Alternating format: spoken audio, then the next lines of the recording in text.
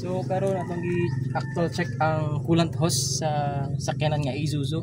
So gitangtang na ako ang lock clip para makita nato ang actual na hose. So ako nang giibot. So kung makita ninyo, ano? Diha mo agi ang coolant.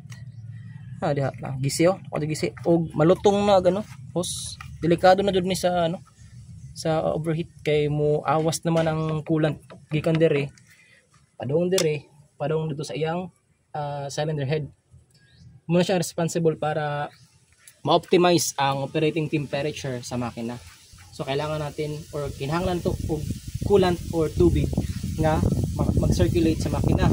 So kay leak man possible ang mga tubig nga ma-circulate niya mag-anam-anam og kahurot hangtod nga pa na tubig nga moagi. And that's the time nga mag-overheat ang makina. And usa pa sa symptom ini is dili complete ang cooling system sa makina nimo kay ngano na may water leak or coolant leak sa iyang water system. Mao nang prone sa overheat or less power ang makina nga di siya ka-perform og maayo. Munang kinahanglan nato ni alisdan.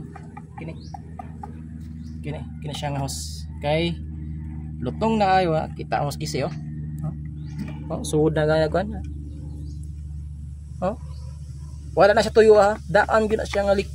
Akong nakita ang ganiya mo nang kinahanglan na siya alis dun. Mangita tag replacement nga ikapuli ini para ma-prevent nato ang overheating sa makina. So mura to. Salamat.